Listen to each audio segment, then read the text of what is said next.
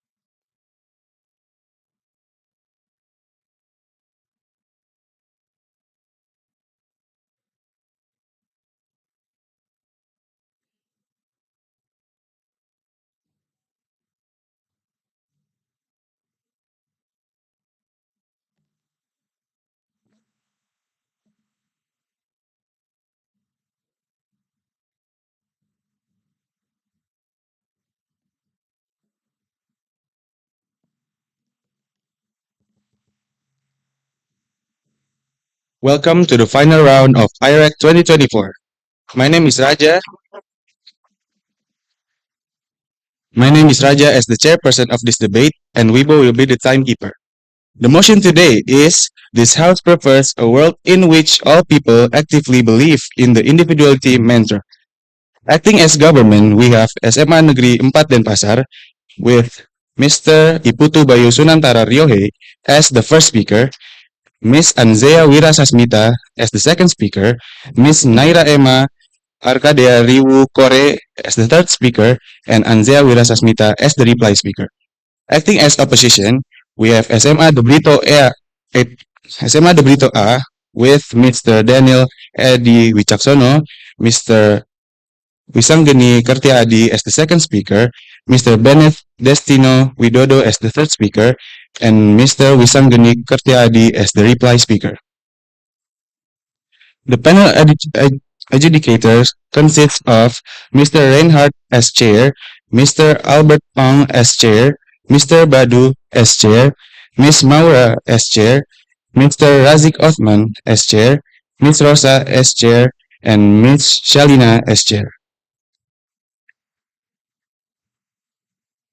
Before we start the debate, I would like to remind everyone in this room to maintain order and keep silence during the debate. Now to open the debate, I summon the first speaker of the government, Mr. Rio.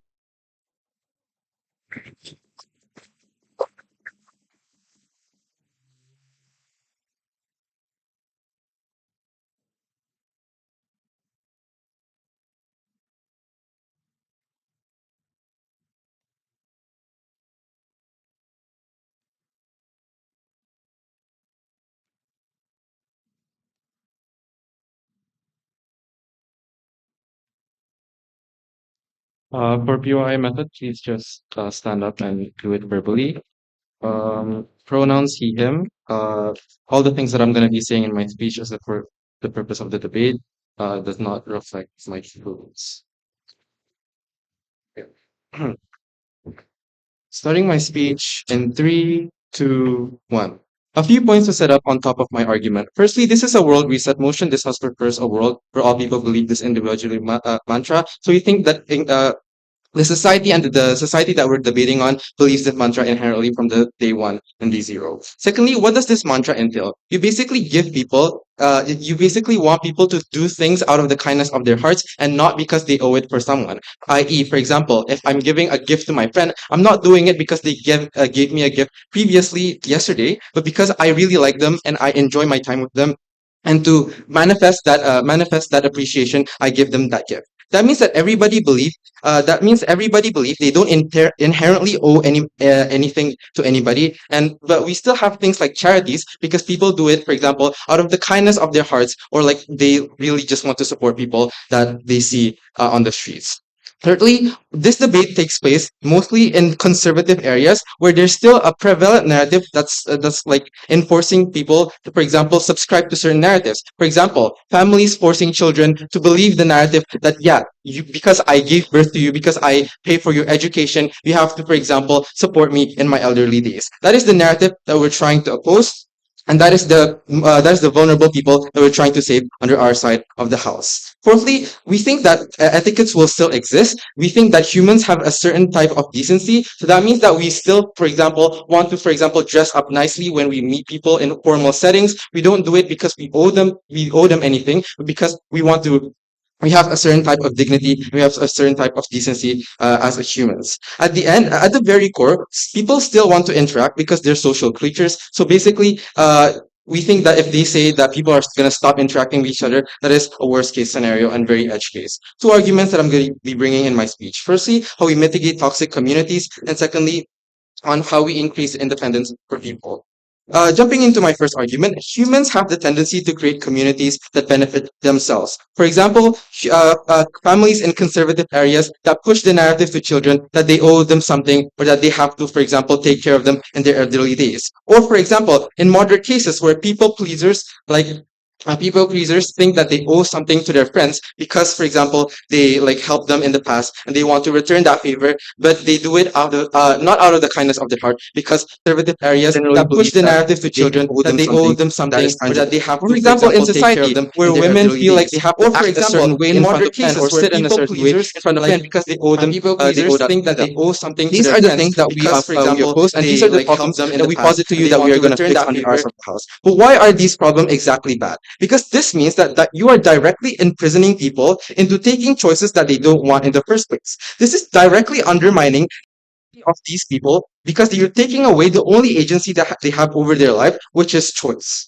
Something to These their are the friends things that that under because, our for side that we example, oppose, and these are they basically like we helps them signal in the and we past. give Give all you are people the directly ability to imprisoning choose people freely into because they don't taking owe choices anything that they and that don't want in other the first people don't place. owe This is anything directly to us. undermining That means that of entitlement these won't people happen in in the the first first place. place. Taking What away is the the only impact? agency You that give they have people, over their life, you which firstly is you give people choice. an opt-out These are the mechanism things that from under these our toxic side that we communities. oppose, and You're these are basically saying basically to the these people people and who are we in positive toxic families that people no, that you don't owe them the ability anything, to that imprison you you can freely because choose what you want, and you can actually, for example, pursue your dreams and etc. Secondly, you give check and balance. Basically you scrutinize narratives that exist that says that a certain group of people owe something to a certain group of people because, for example, maybe they're of because of historical context or racial discrimination or etc.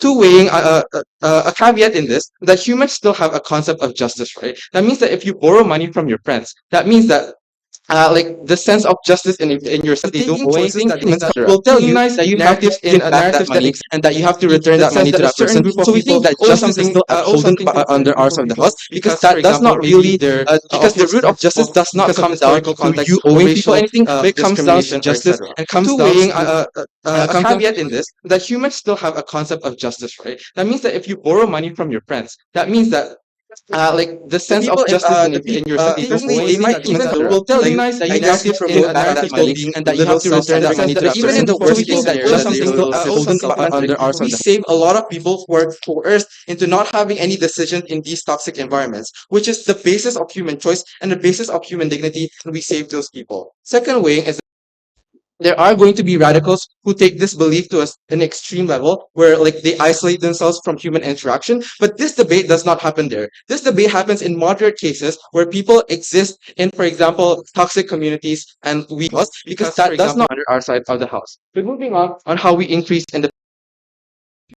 features that are resistant to hardship.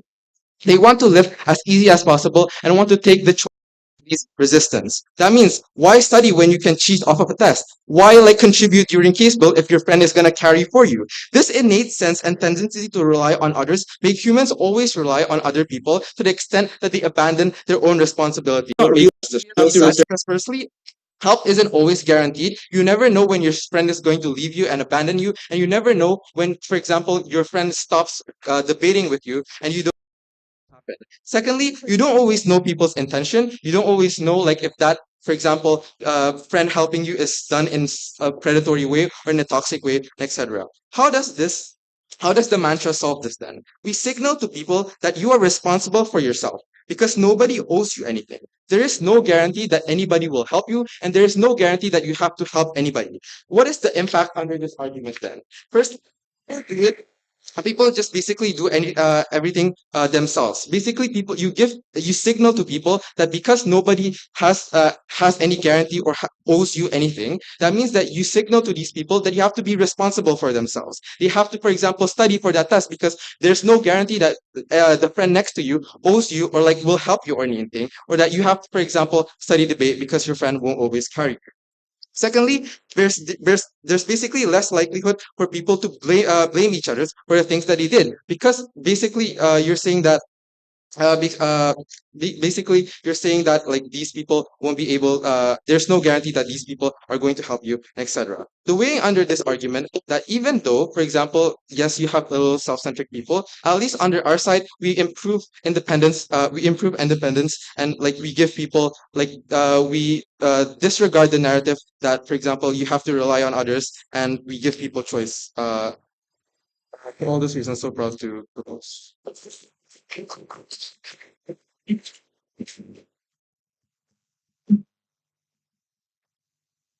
The first speaker of the government spent 7 minutes and Know like if that, for to respond the case of the government, I summon the first speaker of the opposition, Mr. Daniel.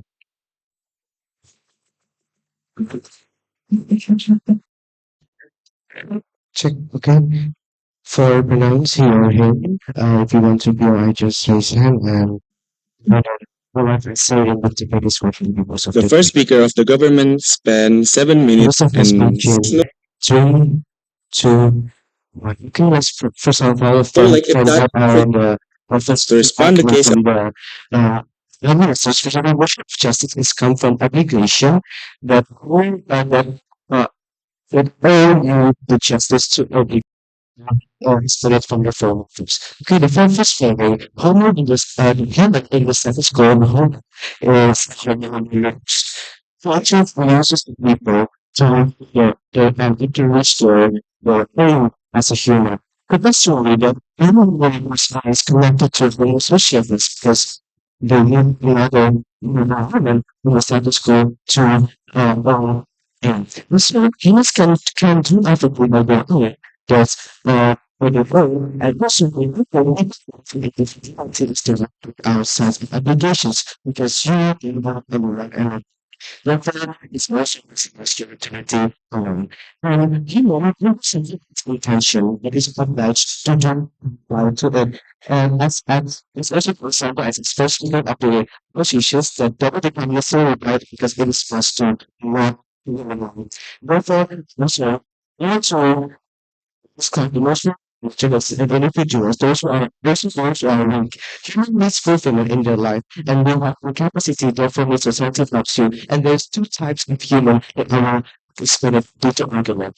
And the second action is responsible to society because in order to enforce this human, which are the right of free, but also all of the humans, the simple idea we are going to enforce it through the obligations. Not like with the status quo here. People have a set of obligations. When you have someone helping, like so the society helps you to enforce that stay on their own. And what is the point to choose any decision? Something why it's for less than receiving to individual will. First of all, argument.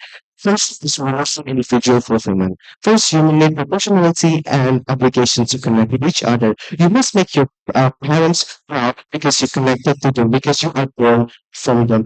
So important. See, you connected with your parents, you connected with your brothers, you connected with your sisters, and you must pay them. You have a job for them. You must adjust to them to what? To be a good son, to be a good daughter, to be a presence in as a woman or as a son. Also, choose obligation. You create a community within your life. Ultimately, you can use them. This is something as exclusive because no, emotional obligations come from evolutionary things and has always appeared. You create the fulfillment of yourself. You are divorcing yourself from the society that creates you by doing this emotion if you spread in the government. Let's take the problems in this, the problem of this. Sustainable because you are limited being and also harmful for the people who don't have incapacity. Only prioritize yourself, ultimately making you become people to other people and you become enemy to society. Because if you spread the government rules or must for you become the for the world. Compared to outside of the time, we have obligations as the control. We have all the society to have. Therefore, for the human, we can do best for the society. It was because it obligations. Therefore, it control the predator sense of human, and therefore human will be a good human and fulfill their life. Second argument, it was some situations because inequality will occur in the center of the house. First of all, human in the status quo divided into two eternal types. First, the people that's a strong resilience individually because they have through the stormy things and stuff in their life, and they take the meaning, therefore created them. Second type of human is one thing that storms they have, all of the process they have is making them only suffer, and because they do it, and because of that, they do it, face it, and overcome it alone. The only person who can take care of them because they know that only by overcoming alone is a suffering. Therefore, we create friends. They need friends. They need a person who can take care of them. They need society to be a companion for them. Even individually human who internalize the meaning throughout the storms need society to show them the way or idea to strong overcome. Okay, if you think that human individual can do it harms, can do the things video, it harms the vulnerable actor, which is Of the government, I summoned the because first they don't have Raise your hand nothing, and they don't uh, have anyone. go ahead and One say what the organization they biggest only question have was is The about. their first speaker of the mental government strength spent overload. 7 minutes Joseph This was and mentioned organization 6 has resources three, throughout the group two, because one. because what the distinct characters of the weak who question individually will create the most discrimination to the weak because only the strong individual human can survive this type of of the conditions in government, this I world. summoned the first Second Just argument, raise the your hand status quo and will provide more go freedom for the go ahead people. and One say what the organization biggest. knowing that Three, human have the different two, identities. one. Status quo caters them by allowing them to weak way question fulfill and searching the meaning of their life. Life is process that only individual know and how they overcome this. We can't have the same idea or the way like the strong individually and the weak we do to fulfill their life, to fulfill their ambitions as individually. Therefore, the how we capture this as the oppositions, it only brings benefit to all and bring equality for. After all is said and done, our position is to defend the status quo that we capture and bring more benefit to the vulnerable actor that they must themselves perhaps not captures and not benefited with it all because they know that the world inequality still exists, the inequality still suffer, and also there's more factor, the more people have a society, and also therefore right to a first. Yeah, thank you.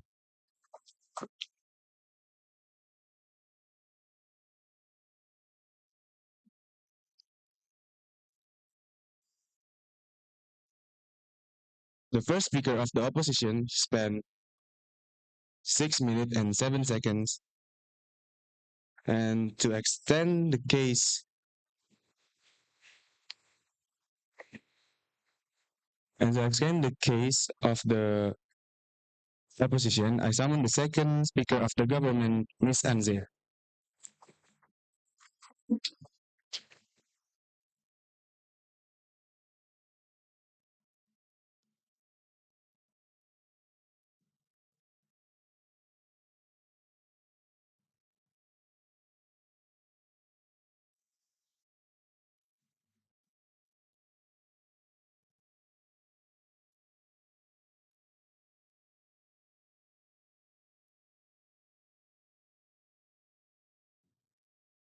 Okay. For POIs, please just stand up. I'll try to take one in between my speeches. Pronouns are she, they, by yeah. Everything I say in the speech is for the sake of competitive debating only. Please don't take it personal. Starting my speech in three, two, one.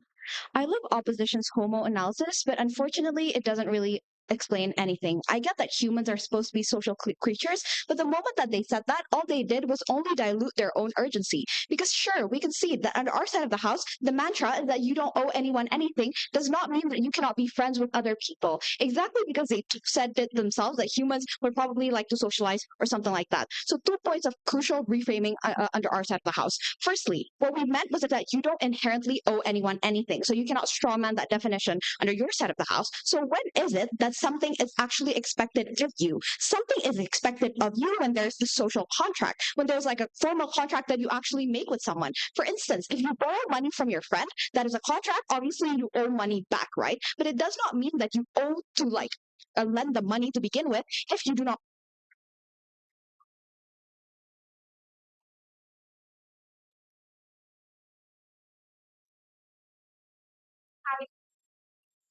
Um, yeah, every single human under their side of the house is subject to the tyranny of having to like concede to all this like the social expectations that have been placed under people, right? Because like the moment that you were born, people just assume that you owe stuff to your parents. But why did we tell you that this debate is is most crucial, like impacting conservative communities? Because to you, like probably Western communities, people with liberal ideals probably already have some sort of the individuality mantra. But what we want to apply is that when this is probably applied to like more conservative communities, it means that people now have an opt-out mechanism. That does not mean that communities do not exist. It just means that communities get better because people still want to have communities, but now in order for them to still like retain their members, they would have to make better offers. They cannot just get away with, oh, you actually owe me from the day that you were born.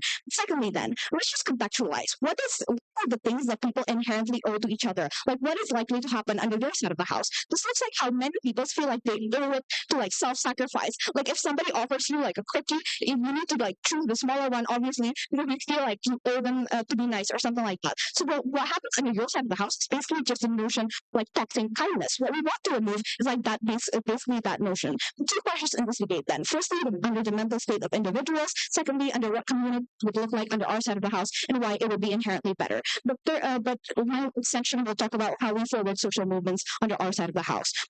First clash then, under the mental state of individuals. We pointed to you is very simple. Is that this is something that's inherently mentally liberating. Why is that the case? Because the moment that you realize that everything that is posed on you is inherently something that is, well, it's just like a social like build up or construct, right? The moment you are born, you're literally just a baby, but like under their side of the house, like all of these expectations are just put on you, for instance. Like the expectation that you owe people to act a certain way. You owe people to have like a certain like sort of niceness. You owe people some sort of courtesy. And that is like inherently working, especially for people who are, for instance, introverts like me, for instance, or people who would want to like live a life abroad, but they probably can't because they feel like they have to fund their parents when they grow old. And that's it under our side of the house. When you realize that you don't inherently owe anyone anything, that is the moment in which you feel that mental liberation, and that is when we are able to self-actualize. So if they say that under their side of the house, individuals will get better, we co-opt that, we flip that. Under our side of the house, when we're no longer subject under its tyranny, that is when you can like be truly liberated and so on and so forth. But secondly, then, when we talk about that, oh, you only focus on yourself, therefore you do not really do any good or something like that. To respond, firstly, I think that people would generally still want a better quality of life. That's why they would probably still want to do good for like the like the world as a whole or something like that. They still want to improve the likelihood of themselves and improve the likelihood of the people, which leads me to my second reason. The reason as to why people would want to help each other is not because they inherently owe anyone anything, because yeah, it's simply just not true. You don't really owe anyone anything, but it's because they want to be thanked, and rightfully so. Because they did all of that work by themselves, they deserve to be thanked. So it means that under our side of the house, probably individuals will get more recognition the moment that they do something good, right? And that is one that they actually like deserve. But thirdly, then, we see that our narrative is one that inherently promotes more individual accountability, because it means that because you don't owe anyone anything, nobody owes you anything either. That means you owe it to yourself to like escape that victim mentality, because people just have a predisposition to just blame others. Like the reason why you do not have good grades, for instance, is probably because the ministry is not good enough or something like that. But it means that under our side of the house, because people believe that they don't that yeah, like other people don't really owe them anything, they owe it to themselves to study harder and etc. So when they say that under their side of the house, oh, the rich people has nothing, it is exactly under our side of the house where the rich people are empowered, because they wake up to the reality that the only people that they can rely on is inherently themselves. Because all the comparative under your side of the house, and we want to champion that community is going to be, oh, also like kumbaya and everybody's just going to get saved. That is simply untrue, because if you look at the status quo, you see the rich people do not feel like they owe the poor people under their side of the house. That is exactly it means that under their side of the house, even if people believe they owe something to other people, it does not necessarily mean that they owe it to the right person, for instance. And that conception of who you really owe that stuff to is not always correct under their side of the house. So the reason here is simple. We feel that under our side of the house, people are much more likely to have a lot of individual growth. They're much more likely to feel catharsis. And why is this argument important? Because these are the people who are basically like suffering the most, right? They're the ones who have the least choices, and that's why they're the one that we want to forward. But moving on to my second question under communities, something we want to emphasize is that communities would still exist under our side of the house, because without communities, humanity simply wouldn't exist, right? Because yeah, you just need other people's help to like build a humanity. But what happens under our side of the house is that these communities are one that have inherently more value, because people choose to stay with each other, people choose to help other people, because they believe that these other people are nice or something like that. They believe that these other people like help them back or something like that. That's exactly why under our side of the house, probably communities are much more contractual, with like expectations that are much more solid, much more like explicit, and not like under their side of the house where it's inherently exploitative, right? It means that more of these communities would probably be more accountable for their own actions to like get better deals or something like that. Why is that likely? Because we see that on our side of house, when people want to like invite you to a certain community, for instance, like your parents probably want you to be a good child, so that you are a good child. They're probably going to be nicer to you. They're going to listen to your opinions more or something like that. On the comparative, under their side of the house, your parents are probably just going to say, oh yeah, I gave this to you, so like you owe me stuff or something like that. That's what's going to happen under their side of the house. That means that under our side, people have the incentive to like create better communities, because that's the only way in which like they get communities. But not surely under social movements.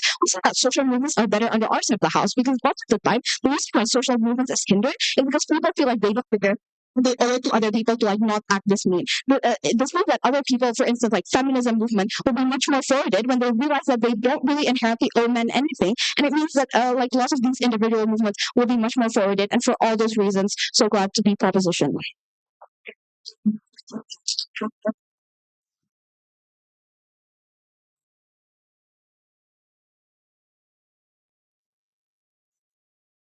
The second speaker of the government spent 7 minutes and 16 seconds. To extend the case of the opposition, I summon the second speaker of the opposition, Mr. Wisangani.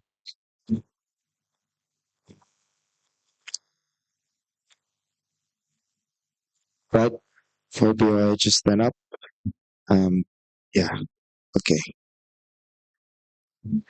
Starting my speech in three, two, one. So, just to clarify, the nature of this motion is exactly a world reset motion. So we reset this from the very beginning. So from the very foundation of human society, human does not have, or human rather, believe the mantra that they do not owe anyone anything. From the time where they were cavemen, ultimately there is an arising belief within themselves that ultimately they do not owe anyone anything. They do not owe the hunter the meat or the resources which the hunter or the person that helped them give it to them, right? So because of this, some frame out that I would like to give to the opposition in their side of the house, justice we would like just to clarify, justice actually arises out of the sense of obligation and proportionality. Why? Because no matter what, the concept that is existing within human nature, for example, like human right, societal contract, that can only be maintained, that can only be regarded as a philosophical concept that one must actualize when one have the ability or one uh, have the incentive within themselves to care about other people, to actually philosophical concept, and to say that, oh, these philosophical concepts, we owe people justice, we owe people this societal concept, we owe people their human right in the end of the day. So what is the counterfactual in their side of the house supposed to be? The counterfactual in their side of the house supposed to be aware when human as a societal creature that they are ultimately only are the one that is solving problem. They only look at the world, look at other people through their own ego in the end of the day, right? So all the morality, all the social contract and human right that I speak to you about, it is only human subjective preferences, nothing more than I like white or I like the color black in the end of the day, right? So it is not an obligation, it is not a responsibility for you to work or to sacrifice for the good of other in the end of the day. And because of this, exactly when they do not tackle the harm of the first speaker of my team, when we say that ultimately humans are a manipulative creature in the end of the day, and if we do not make the human able to actually give others a sense of obligation, this will ultimately result in the persecution or in the inequality that is experienced with the most vulnerable actor in this motion. There is those who can, those who are simply born who do not have the capacity, the emotional, for example, the emotional capacity to bear their own sadness, the emotional capacity to say no in the end of the day, right? To say no to carry your teammates all throughout IREC, for example. So because of this, in our side of the house, the harms exist on their side actually manifest the harm of first speaker of team opposition. Because of that, we won that exchange. But okay, let us be generous and clash this. Their main point is only one. In the end of the day, in their side of thus, humans are more free and thus results in happiness. But this is not actually true, because freedom is not just doing anything that you want, but doing the thing that you should be doing, right? And when you're not doing, you believe that you do not owe anyone or anything, you ultimately do not, you only think of the freedom of other as something that obstructs your way. So for example, my freedom to be listened to, my freedom ultimately to feel the sense of peace of not debating anymore, right, cannot be granted, right, in your side of the house, because ultimately it is an obstruction of your human fulfillment. This is why conflict would actually much more likely in your side of the house. Because why? Because ultimately human doesn't care about each one another's freedom in the end of the day, because I don't owe you your freedom, you must work for your freedom. This is why the jungle laws or hukum rimba would actually exist on their side of the house. But some mitigation then, even in the most conservative society, I know because I live in a much more conservative society, right? In our side of the house, you still have a choice, right? You see, you may not, your choice may be limited, right, externally, but in the end of the day, you still have the choice to feel something. You have the choice to actually be tolerant to other in the end of the day, and you're not going to live every day in that conservative society. And exactly in our side of the house, we fix the conservative society situation better.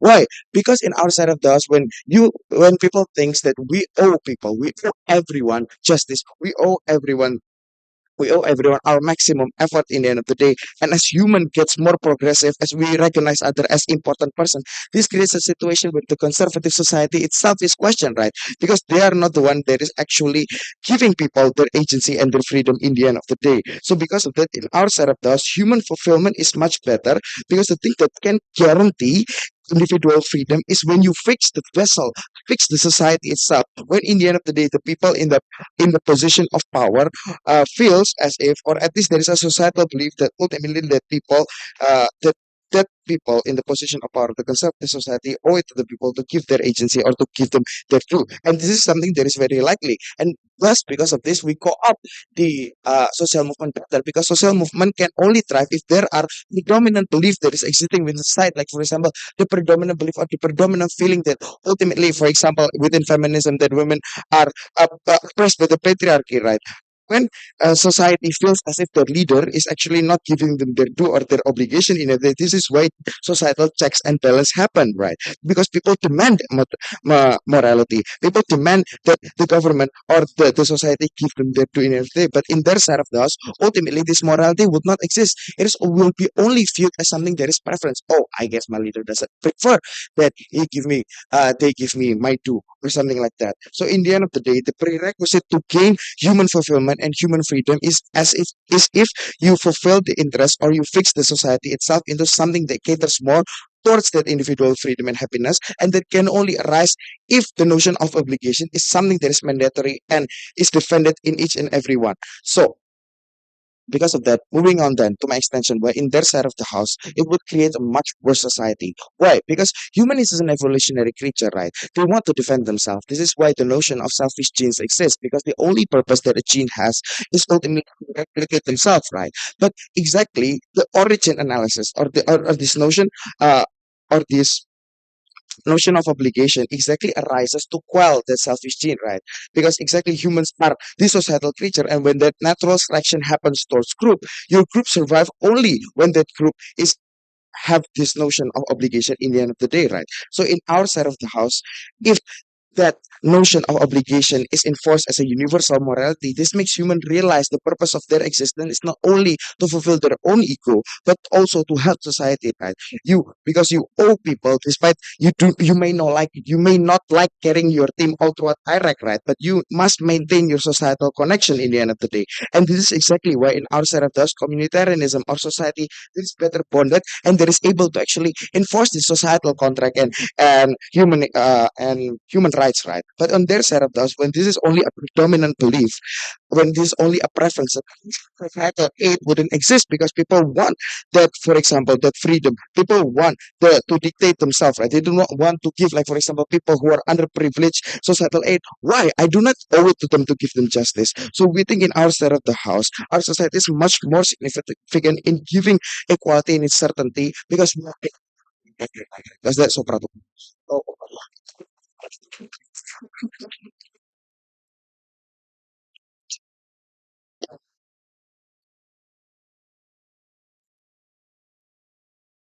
The second speaker of the opposition spent 7 minutes and 23 seconds. For final response towards the opposition, I summon the third speaker of the government, Ms. Naira.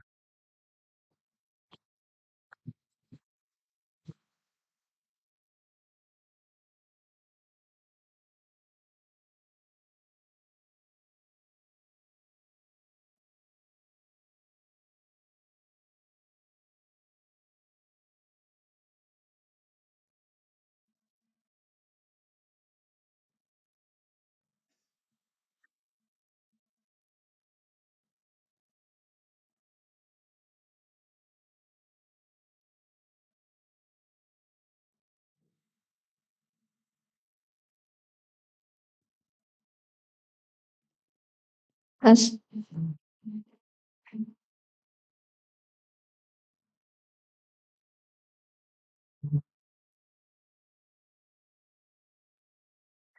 short trigger warning, everything I'll be talking about is only for the sake of competitive debating only, so please do take it with a grain of salt.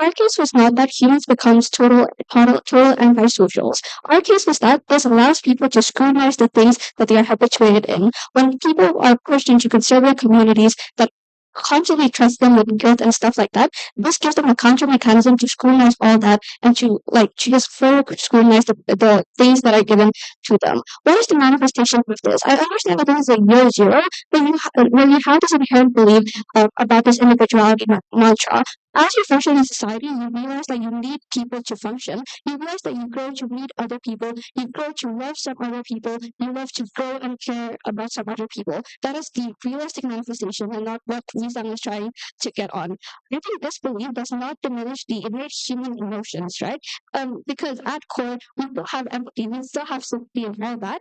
At least if we want to bring that sort of argument, at least try to prove it instead of just like, asserting it and making it their entire negative case. I think this opening really just gets rid of a lot of their entire like because their negative case hinges on the idea that individuals are apparently so unemotional and therefore they're so like I guess very empathetical to every single thing. And let's just quickly talk about social movement and about the idea of aid not existing on their side of on our side of the house apparently for some reason. I think generally people still have kindness, right? And people will still opt into these things because of their kindness. People still have things such as innate moral compass that they latch onto in their lives. I think it's unfair for them to impose this sort of burden if they are not able to prove this in the first place.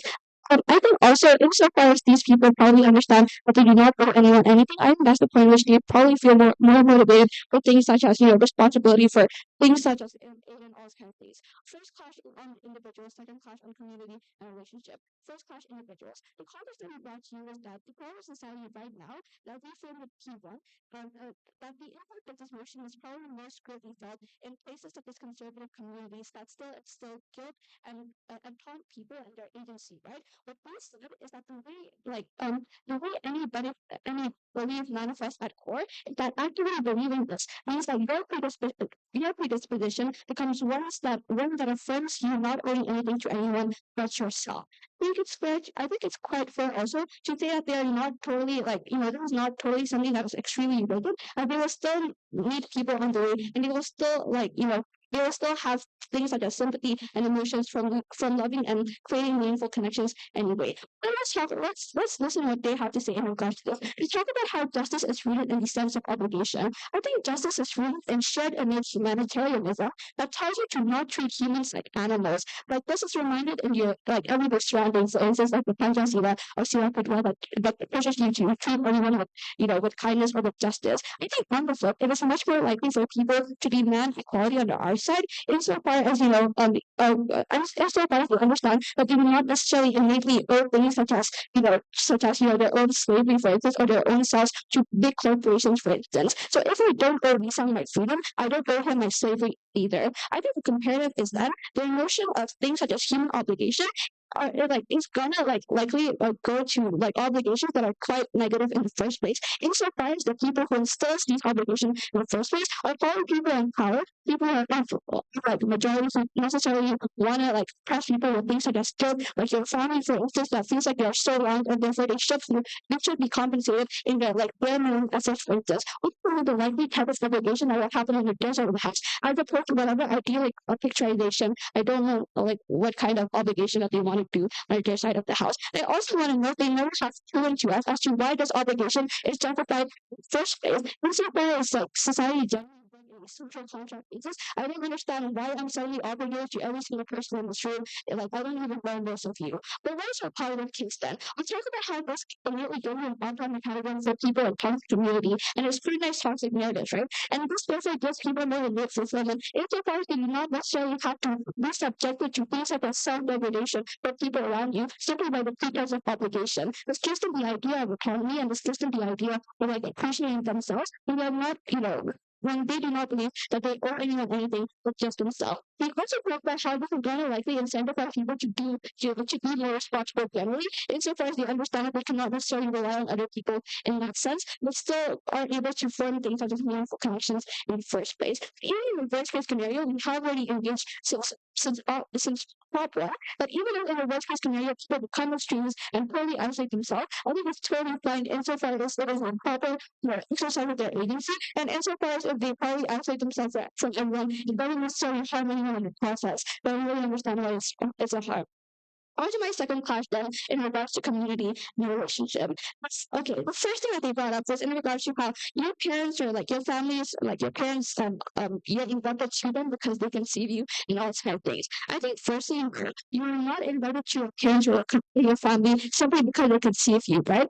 I think insofar as I guess the general notion is that you do not necessarily consent to being born in the first place, or you do not necessarily choose to be, conceived in the first place. I think having kids is selfish in nature, and this prevalent narrative is exactly the silver bullet of every oppressive familial bonds. I think that's what's going to happen on their side of the house, where oppressive familial bonds are just much more prevalent. I think their side, therefore, the likely outcome is that they will justify having minimum effort and in preserving the relationship and communities, insofar as this the pretense is that you have a minimum obligation, and therefore in that regard, parents are a bit more complacent. I guess in that sense, on our side is that you derive your sense of appreciation when children around you, when you spend time with them and they do good things around you, like the sort of mutual appreciation that you get and you harbor over time. I think that also secondly, people in communities are no longer complicit in their ways, and they will take that extra effort. For instance, it's important to understand that they do not necessarily people do not necessarily owe anything towards them. Even this could be prerequisite of things such as sustainable relationship, because the point in which people are more incentivized to do good things for you, to do that extra one step ahead, like bringing you gifts, for instance, that's the point in which you are able to create more sustainable and more meaningful relationships that are special for you. We talk about social, when we talk about how this is at core firing the advocacy, right? That women now no longer have to understand that they owe things for owe things to men, but rather they should just they should just do all things for themselves. And I know they talk about how we owe people human rights, and that's why we have human rights, whatever. I think no, that's not where human right comes from in the first place. It comes from a contract because people don't want to be oppressed in the first place, and insofar as people are getting oppressed against the house, it's quite counterproductive. All those reasons we have proved to us to why this innately gives humans individual fulfillment and also do things such as more meaningful connections insofar as they're not able to prove anything but just this weird assertion in regards to obligation. I think for all those reasons, the purple deck is one I like 2024.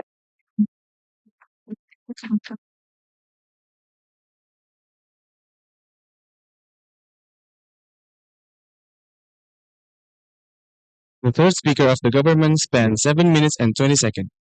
For final response toward the government, I summon third speaker of the opposition, Mr. Bennett.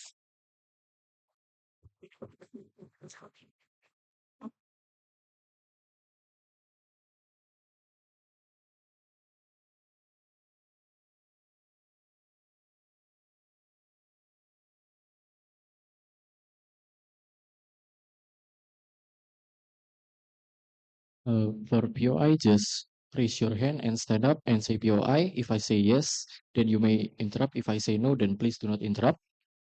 And please don't spam interrupt.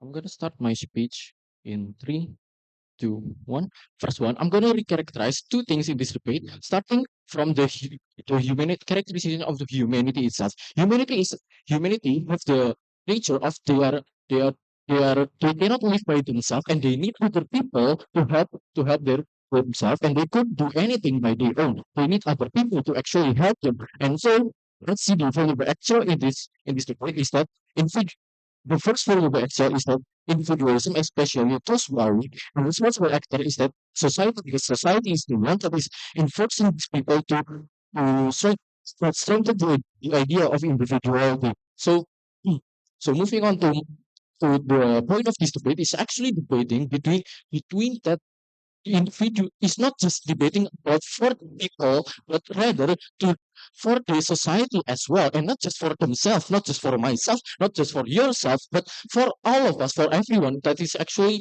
involved in the society. So moving on to my question, one point of rebuttals. First of all, they say that the first case is actually that obligation will just burden people. But under the flip is that obligation actually is good for the society because it gives you meaning and sense of responsibility for you as human. Because human is a human nature, you need to help other people. And to help other people, you gotta have the responsibility for you as human. You gotta have the actual nature to help other people. So moving on to my first class, but personal agency. First of all, it is like it, for their side of the house is that is that personal agency probably will get actualized on the other side, but on the other side we say that we give people the capacity for them to be free because there's other people that will actually help them. Whereas for A minus for the other side, it is not true because personal agency actually comes from yourself and is affected by other people. And the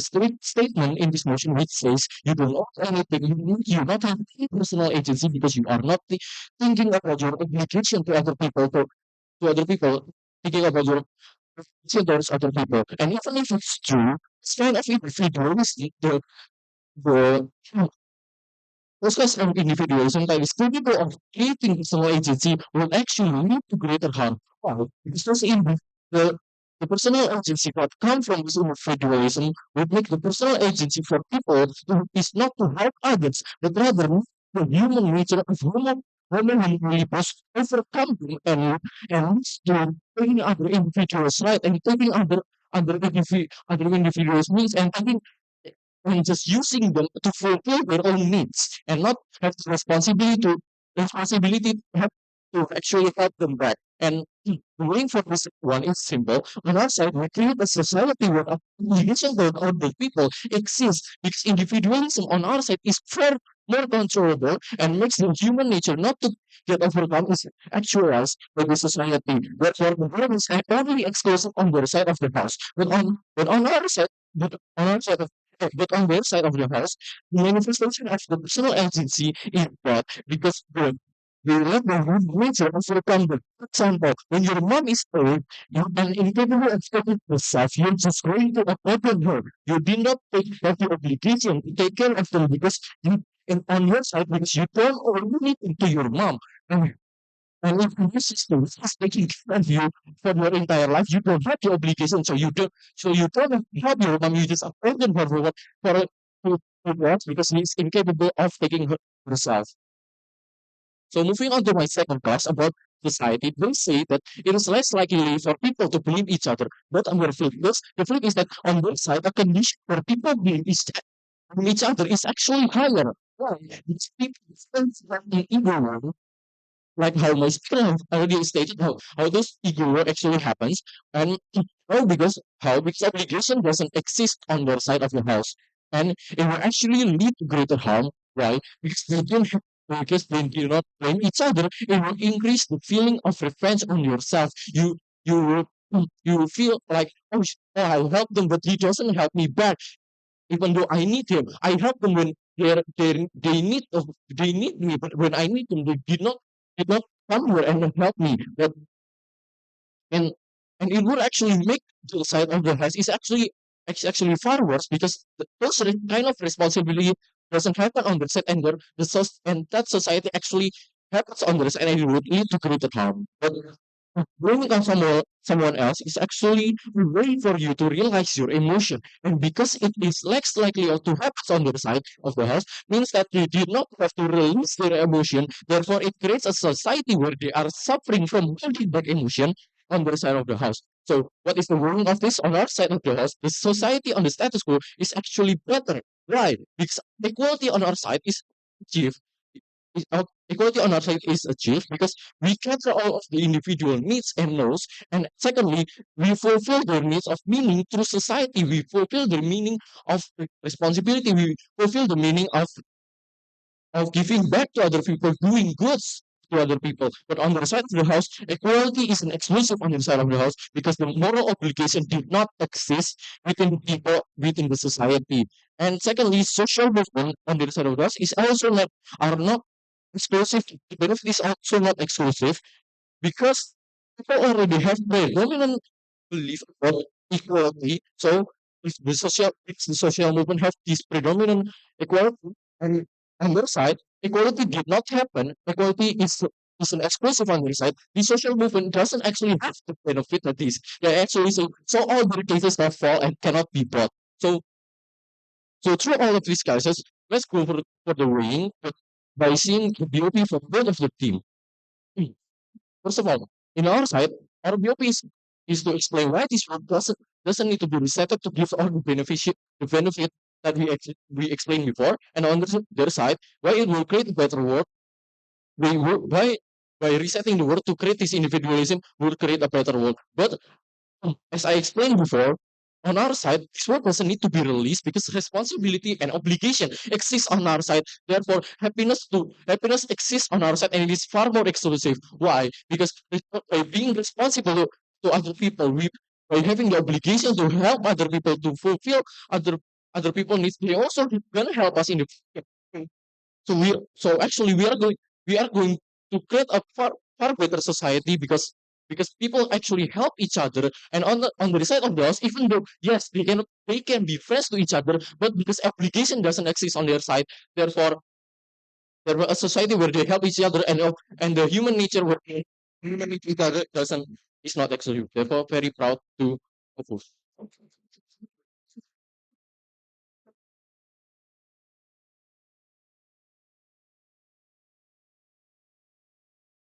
The third speaker of the opposition spent 7 minutes and 25 seconds.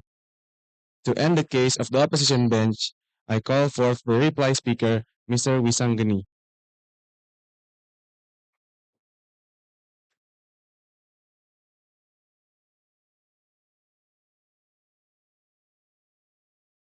Check, check.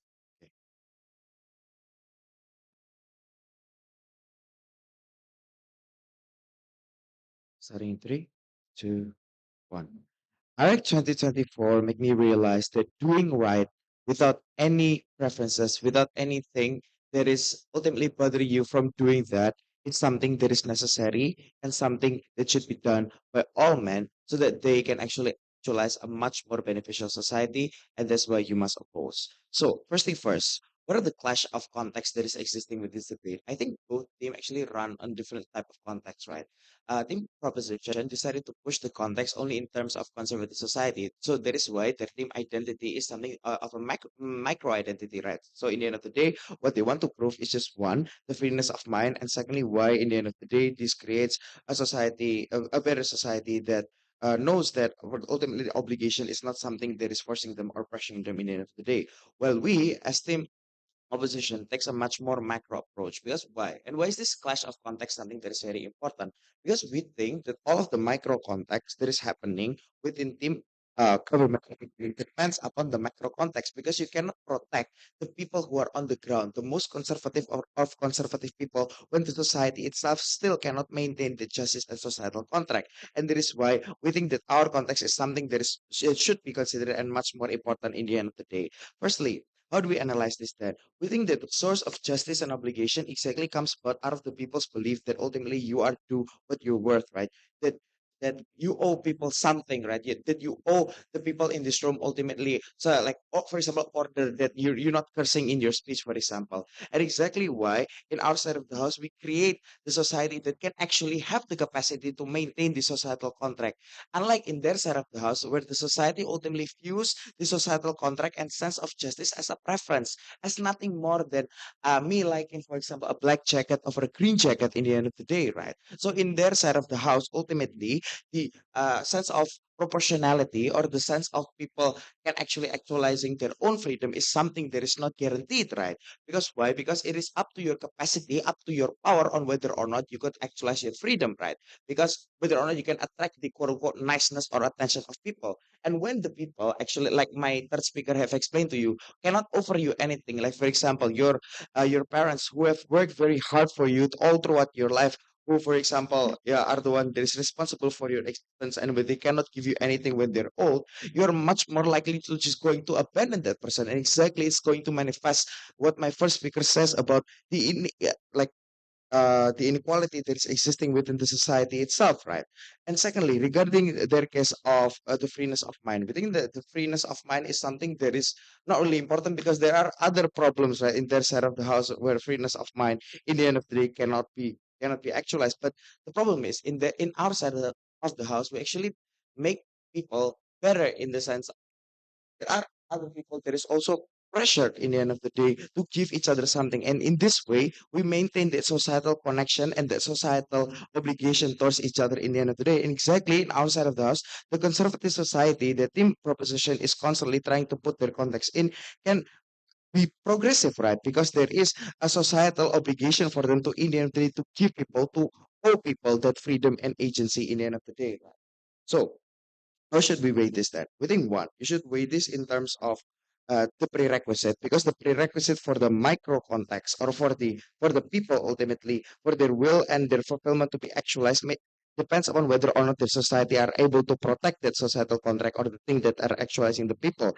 And secondly, we are protecting the weakest of the weak, those who do not have capacity, those who have those resources have been taken by other people, but ultimately it's just abandoned by them because they cannot give them back or they cannot attack their preferences. And thirdly, we think certainty exists in our side of this exactly of that macro context happening due to this belief in the end of the day. And because Naira's closing line is purple checkered blue in IREC 2024, we think JB is just glad to be here. Thank you.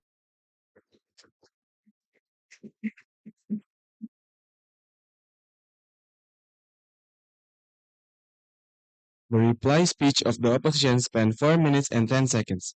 To end the debate, I call for the government reply speaker, Ms. Anzea.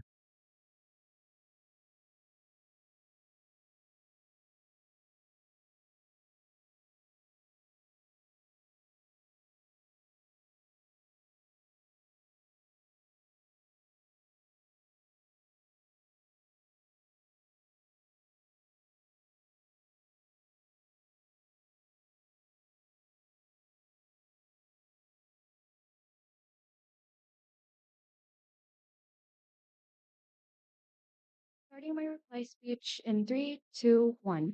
So many minutes into this debate, and honestly, all opposition managed to provide to us with a debate with an extremely unlikely case that communities will somehow dissolve and people will somehow enslave each other because you don't owe any other people anything. Even if you don't owe other people their freedom, doesn't mean that you have to enslave them either, because obviously you don't want to be enslaved. So like you just don't enslave other people as well.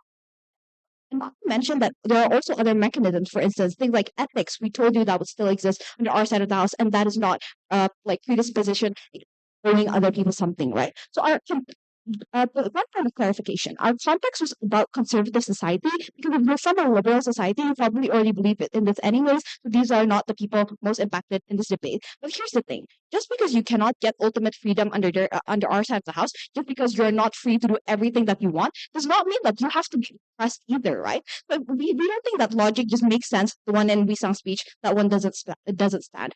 Three reasons why we lost this debate. Because firstly, they didn't engage with Rio's context that we already told you. What does this owing mechanism actually look like? Is that it's most likely to be used in a predatory sense. Because lots of the time, this owing mechanism is established by people who are already born to those who are not born yet, for instance.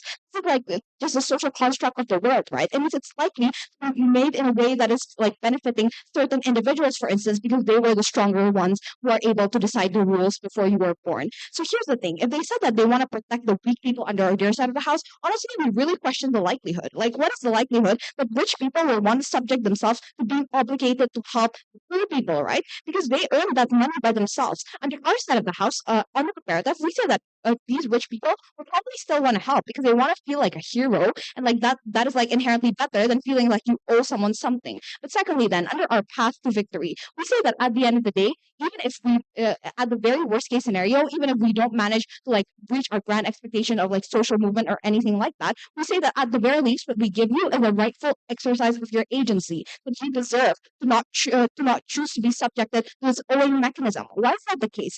Because we already told you that the owing kind of mechanism that happens under their side of the house is one that is inherently arbitrary and you just cannot compute, right? On our side of the house, there's some sort of social contract. Like if you owe your friend money, because you borrow that money from your friend, it means you agree to pay it back. That is why like you owe it, right? It means that under our side of the house, what we have is consent. Under their side of the house, what you have is your agency being violated. But moving on to my clashes. First clash under communities. Firstly, what we already established to you was that people will create communities. Our analysis is supported by their first speaker's analysis when they said that humans are inherently social creatures, and then their second said, well, you cannot build like a humanity if you do not have community. It means that communities would probably still exist under our side. The difference then is that communities under our side have a consent mechanism. Is that if you do not want to be part of that community, you don't really have to because you don't really owe that community anything. That means that communities under our side of the house are likely to become better because they want to invite members. This is like families, like parents trying to become better so that their children do not leave them when they grow old or something like that. So really here simple. Let's just compare our worst case scenario, bite the bullet. Okay, sure. Under our side, probably some radical people would want to isolate themselves, and that's probably because they're hurt, because their community has hurt them or something like that. But that was their right to begin with. They deserve to do that. Under the worst case scenario, what happened is that people get stuck in negative communities, or at best, like people are just restricted from exercising their right just to keep like fragile peace that they want to talk about. We don't think that that peace actually exists. Moving on to my second clash under individuals. What we told you is that you feel liberated because you are no longer constrained with these expectations that you didn't even choose to be subjected to begin with. But we say that the moment you put yourself in a contract, for instance, like the moment you create a child, obviously, like you owe it to them to take care of them, exactly because it was your decision to bring them here. Like those kind of obligations still exist under our side of the house. That is the moment in which like we still get responsibility under our side. And secondly, under thankfulness, it's something they never really engaged to. Here's the thing, like exactly because like for instance, your friend was not obligated to do certain stuff for you, but they still choose to do it. That is exactly why you're very thankful to them. It means that thankfulness inherently exists more under our side of the house. On the comparative, under their side, you feel entitled and you feel like you deserve it anyway. And for all those reasons, so proud to be representing Team Portsmouth.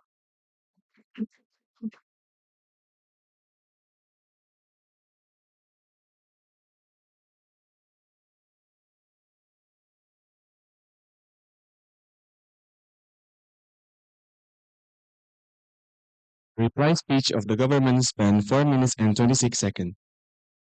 Now the debate has ended. Since this debate is a silent round, I would like to thank all the participants and audience for joining us in the grand final of IREC 2024. And please exit the room until the judges have reached a verdict. And we will see you soon in the awarding ceremony.